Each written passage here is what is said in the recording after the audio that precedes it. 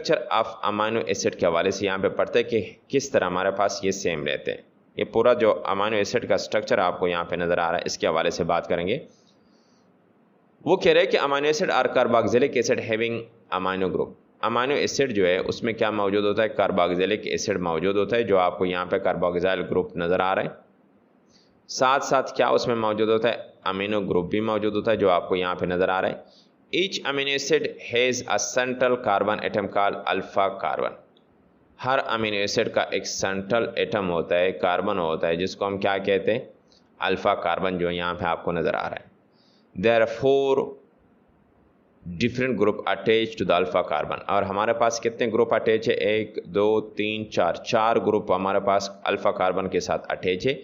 These are amino group. ये हमारे पास क्या अमाइनो ग्रुप हो गया, कार्बोक्सिल ग्रुप हो गया, हाइड्रोजन हो गया ऊपर वाला, and alpha carbon of alpha carbon and R group, और लास्ट वाला हमारे पास क्या है, नीचे वाला आर ग्रुप अटैच होता है। द फॉर्मर 3 ग्रुप्स, पहले 3 ग्रुप, इस अमाइनो, हाइड्रोजन और कार्बोक्सिल की बात हो रही है।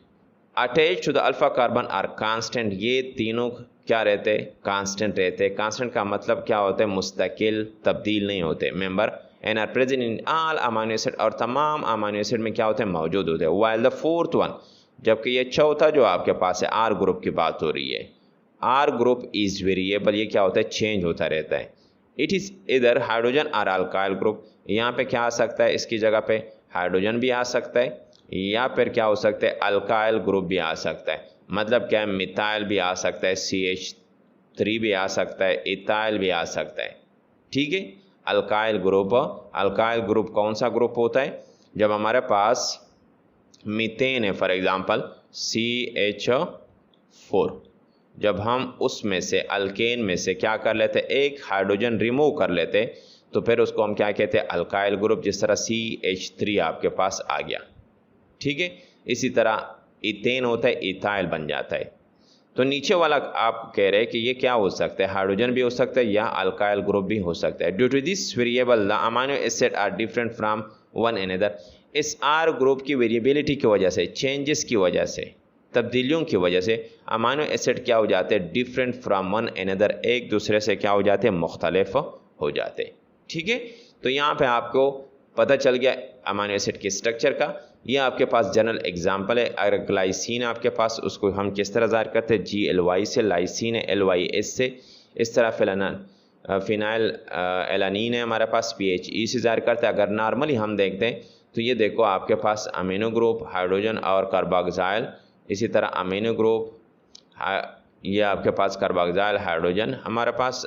फिनाइल एलानीन में भी देखो आपके पास क्या अमीनो ग्रुप है, हाइड्रोजन है और कार्बोक्सिल है। ये तीनों में क्या है, सेम है। ठीक है, लेकिन ये वाला जो आपके पास है, ये जो ऊपर से यहाँ पे अगर नॉर्मली ग्लाइसिन में देखो तो हमारे पास क्या है, अल्काइल की जगह पे क्या है, हाइड्रोजन है।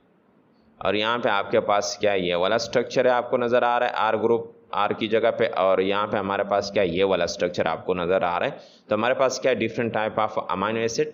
तो लाजमी बात है, आपको पता चल गया कि हमारे पास सिर्फ आर ग्रुप के चेंजेस की वजह से क्या आ जाती है, जो अमाइनो एसिड होता है वो चेंज हो जाते हैं, उसके नाम भी क्या हो जाते हैं, चेंज हो जाते हैं। तो ये उनके हमारे पास क्या आ रहे हैं, स्ट्रक्चर आ रहे हैं। ठीक है, वो कह रहे हैं कि अब पेप्टाइड जो bond call peptide bond link amino acid in a protein molecule to each other. एक अमाइनो एसिड जब दूसरे अमाइनो एसिड के साथ मिलता है, एक अमाइनो एसिड हमारे पास दूसरे अमाइनो एसिड के साथ जब मिलता है तो कौन से बांड के ज़रिए मिलता है, ये बांड जो आपको नज़र आ रहा है, ये वाला बांड, ये क्या है, पेप्टाइड बांड है। कौन सा है, पेप्टाइड बांड। में P से उसको ज़ाहिर कर रहा हूँ। इसी तरह जो इससे पहले वाला टॉपिक कार्बोहाइड्रेट वाला टॉपिक था, उसमें जब एक ग्लूकोज दूसरे ग्लूकोज के साथ मिल रहा था तो ग्लाइकोसिडिक बांड था। ये मेमोराइज करना है आपने। ठीक है, कह रहे कि link amino acid in a protein molecule to each other. ये पेप्टाइड बांड क्या करता है, एक अमाइनो एसिड जो है दूसरे अमाइनो एसिड के साथ लिंक करता है, मिलाता है। The peptide bond is form between an carboxyl group of one amino acid and amino group of another amino acid. इसकी जो कॉम्बिनेशन है आपको यहाँ पे स्ट्रक्चर में नज़र आ रही है कि बेसिकली किस तरह बनता है। एक अमाइनो एसिड का कौन सा ग्रुप, कार्बोक्सिल ग्रुप उसमें हिस्सा लेता है, जबकि दूसरे अमाइनो एसिड का कौन सा अमीनो ग्रुप जो है वो उसमें हिस्सा लेता है। ये दोनों जब आपस में मिल जाते रिजल्टेंट आपके पास क्या उससे निकलता है, OH उससे निकलता है, डिहाइड्रेशन हमारे H2 फॉर एग्जांपल उससे निकलता है, डिहाइड्रेशन रिएक्शन हो जाता है और आपके पास ये जो स्ट्रक्चर है C डबल बॉन्ड O यहाँ तक आपको नज़र आ रहा है, ठीक है। और उसके अलावा जो NH आपके पास ये आपस में मिल जाते, नज़र आ रहा है, ठीक है। तो इसकी कम्बिनेशन हो जाती है और ये बॉन्ड जो आ जाता है उसको हम क्या कहते हैं, पेप्टाइड बॉन्ड का नाम दिया जाता है। फिर कह रहे कि दिस इज कंडेंसेशन रिएक्शन, और इस रिएक्शन को हम क्या नाम देते हैं, कंडेंसेशन रिएक्शन देते हैं। जब मोनोमर जो होते छोटे यूनिट मिल के बड़ा यूनिट उससे आ जाता है। In which one water molecule is form, जिसमें एक H2O जो है, यहाँ पे आपके बुक में H2O प्रॉपर नहीं लिखा हुआ है इस तरह, ठीक है। H2O मॉलिक्यूल क्या हो जाता है, वहाँ से निकल जाता है। Different amino acid can be join together to make a protein, मुख्तलिफ किस्म के अमाइनो एसिड जो है वो क्या कह रहे कि वो आपस में जॉइन हो जाते हैं, मिल जाते हैं, टुगेदर इकट्ठे हो जाते हैं टू मेक अ प्रोटीन, और इसी तरीके से क्या आ जाते हैं, प्रोटीन आ जाते हैं। The order of the amino acid determine which protein will be made, ये इंपॉर्टेंट बात है। इससे पहले भी ये बात की हुई थी कि मुख्तलिफ किस्म के अमाइनो एसिड मिल के क्या बनाते हैं, प्रोटीन बनाते हैं। लेकिन यहाँ पे एक इम्पॉर्टेंट बात जो है वो कौन सी चीज़ की बात हो रही है, वो हमारे पास वो ऑर्डर की बात हो रही है। ऑर्डर बहुत इम्पॉर्टेंट है, ठीक है। कोई भी प्रोटीन बनता है तो उसमें जो मेन इंपॉर्टेंट चीज़ होता है वो अमाइनो एसिड का ऑर्डर लिंक करता है। आगे पता चल जाएगा किस तरह ऑर्डर हमारे पास, तरतीब जिस तरह कह सकते हैं, तरतीब बहुत ज़रूरी है। उसमें से वो डिटरमाइन करता है, वो बताता है आपको विच प्रोटीन विल बी मेड, कि कौन सा प्रोटीन बनेगा। लाजमी बात है जब आपके पास 20 कितने अमाइनो एसिड हो, 20 अमाइनो एसिड हो। अब 20 अमाइनो एसिड में ऑर्डर इसलिए करता है, मैटर इसलिए करता है ऑर्डर जो होता है कि वो उसमें से जो तरतीब होता है वो बहुत इंपॉर्टेंट होता है। वो कह रहे हैं when two amino acid are join together, जब दो अमाइनो एसिड ये एक और दो आपस में मिल जाते तो उस बॉन्ड को हम क्या कहते हैं, डाईपेप्टाइड। क्या कहते हैं, a dipeptide bond is form. A special chemical bond called a peptide bond hold together two amino acid, एक खास किस्म का केमिकल बॉन्ड जिसको हम क्या नाम देते हैं, पेप्टाइड बॉन्ड का नाम देते हैं। उसने क्या किया होता है, होल्ड टुगेदर, पकड़ के रखना। उसने पकड़ के रखा होता है। क्या पकड़ के रखा होता है, दो अमाइनो एसिड को आपस में पकड़ के रखता है इस बॉन्ड ने एक दूसरे के साथ। Proteins usually consist of multiple amino acid, protein जो हमारे पास होता है उसमें क्या होता है, मल्टीपल अमाइनो एसिड होते हैं। सिर्फ दो नहीं होते, तीन नहीं होते, मल्टीपल होता है। सैकड़ों भी हो सकते हैं, हज़ारों भी हो सकते हैं, ठीक है। ये दो हो गए फॉर एग्जांपल, ये तीन, ऊपर वाला जो आपको नज़र आ रहा है दो अमाइनो एसिड, ये तीन अमाइनो एसिड वाला है। फार्मिंग चेन, और इसी तरीके से पूरा क्या आ जाता है, हमारे पास चेन आ जाते हैं that are held together by peptide bond. और ये पूरा चेन जो होता है इसमें भी क्या होते हैं, पेप्टाइड बॉन्ड मौजूद होते हैं। ये आपको नज़र आ रहा है, ये आपको नज़र आ रहा है। For example haemoglobin and insulin, एक एग्जाम्पल आपको यहाँ पे पेश करे, और वो कौन सा एग्जाम्पल आपके पास है, हेमोग्लोबिन और इंसुलिन। ये जो स्ट्रक्चर आपके पास है ये हेमोग्लोबिन का स्ट्रक्चर है, ये हीम मॉलिक्यूल है, ठीक है। ये आपको नज़र आ रहा है हीम मॉलिक्यूल कौन सा, आयरन, Fe आयरन इसमें मौजूद होता है, हीम मॉलिक्यूल। हेमोग्लोबिन का काम क्या होता है, बेसिकली हेमोग्लोबिन का काम आपके कहाँ पे मौजूद होता है, RBC में।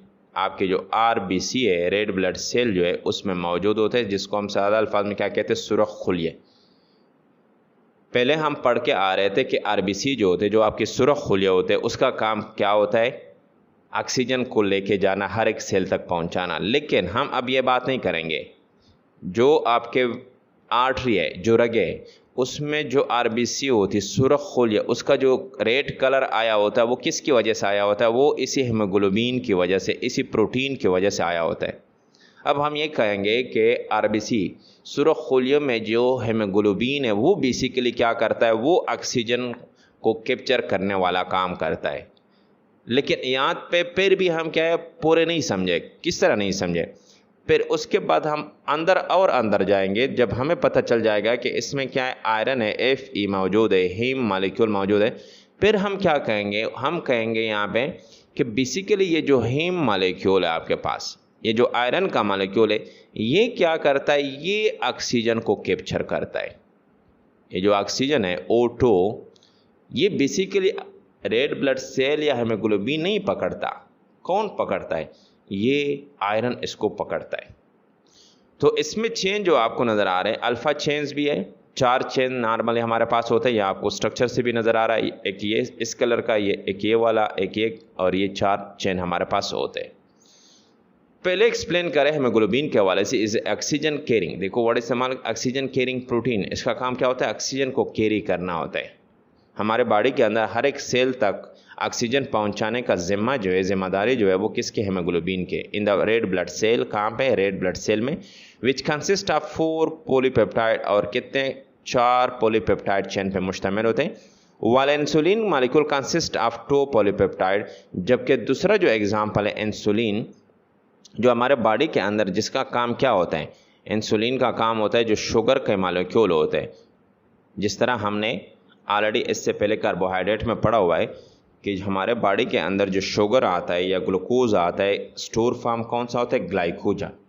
तो इंसुलिन का काम क्या होता है? पैकिंग वाला काम जो है वो इंसुलिन का है। यहाँ पे शुगर को कन्वर्ट करते, चेंज करते पैकिंग फॉर्म में। कौन से पैकिंग फॉर्म में? ग्लाइकोजन में। मैं उसको जी से जाहिर कर रहा हूँ, ठीक है। ये किसका काम है? इंसुलिन का काम है। जो हेमोग्लोबिन है वो 4 पॉलीपेप्टाइड चेन पे मुश्तमिल होता है, जबकि इंसुलिन जो होता है वो कितने पे मुश्तमिल होता है? 2 पॉलीपेप्टाइड चेन पे मुश्तमिल होता है। The number and sequence of amino acid in a protein molecule is highly specific. बहुत इंपॉर्टेंट बात है फॉर इट्स नॉर्मल फंक्शन। पहली बात क्या है? नंबर की पहले से बात हुई है कि कितने तादाद में अमाइनो एसिड मौजूद है। दूसरी बात किस चीज़ की हो रही है? सीक्वेंस, तरतीब। ये दोनों चीज़ें क्या होती है? बहुत इंपॉर्टेंट है, हाईली स्पेसिफिक होते हैं।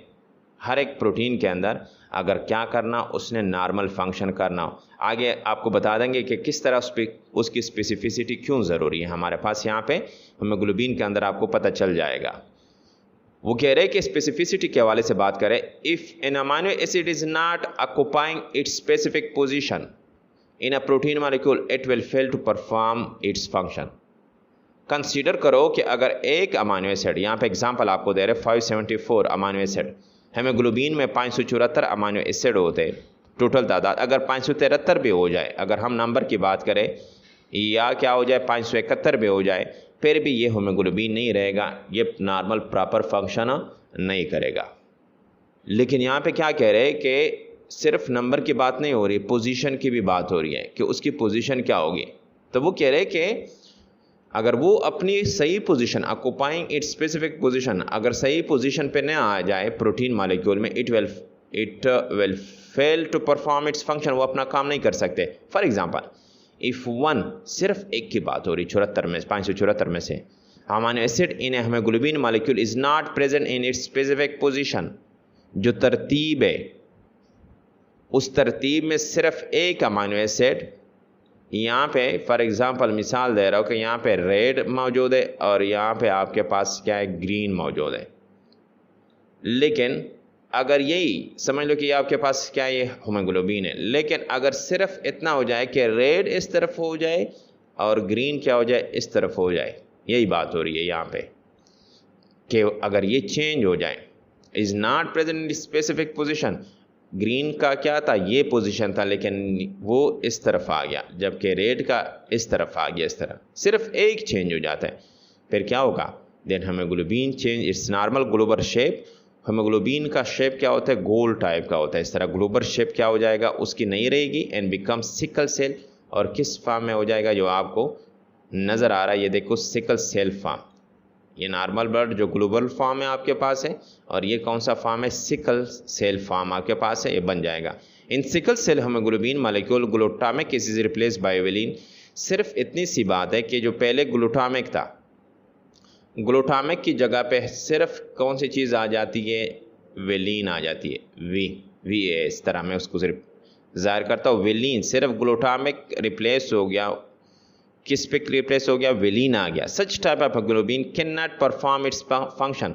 इस तरह के हेमोग्लोबिन बनेंगे लेकिन अपना काम फंक्शन नहीं करेंगे। And the person with sickle cell haemoglobin dies. और अगर खुदा न ख्वास्ता किसी बंदे में ये मसला आ जाए कि उसका ग्लूटामिक एसिड रिप्लेस हो गया वेलिन से, और उसमें ये सिकल सेल हीमोग्लोबिन वाला मसला आ गया, वो हीमोग्लोबिन तो बनेंगे लेकिन वो ऑक्सीजन कैरियर वाला काम नहीं कर सकेंगे, ऑक्सीजन को कैप्चर का काम नहीं कर सकेंगे, और फिर वो पर्सन जो होगा वो क्या कर सकता है, वो डाइज कर सकता है, वो मर सकता है। The size of protein molecule depend upon the number and kind of amino acid present in the molecule.